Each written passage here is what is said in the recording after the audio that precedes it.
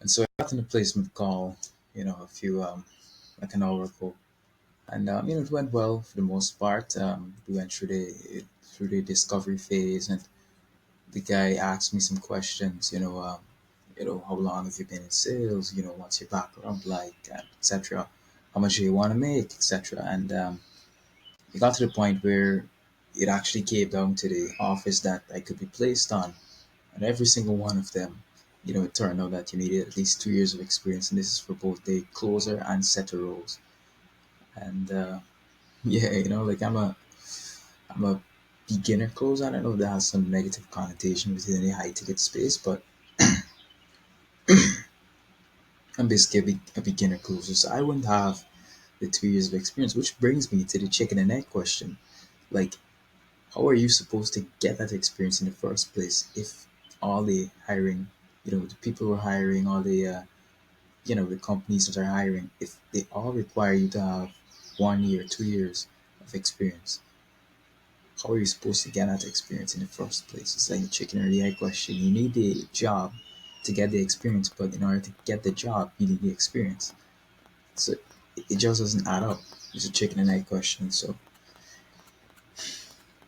I'm gonna keep applying. Obviously I'm not gonna give up. I'm not gonna quit.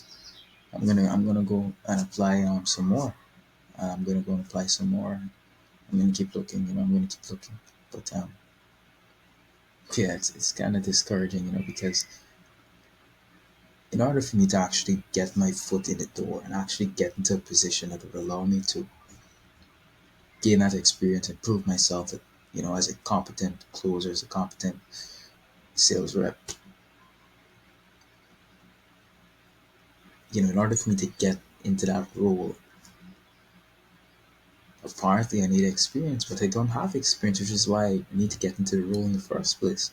So it's just chicken and egg question. So like, I guess I need to apply to companies that don't require you to have experience, or small, or companies where bigger companies, I guess you could say, where they could sort of take a risk on the younger closers or something like that. I'm gonna keep looking, because I feel like that's what separates the successful closers and the unsuccessful closers who don't even get on and off in the first place, because they just get rejected and they don't try again. So I'm gonna try again. But it is discouraging, because I was kind of looking forward to getting some positive news, I guess you could say. But yeah, man, that's it, and that's the update so far. Um, yeah.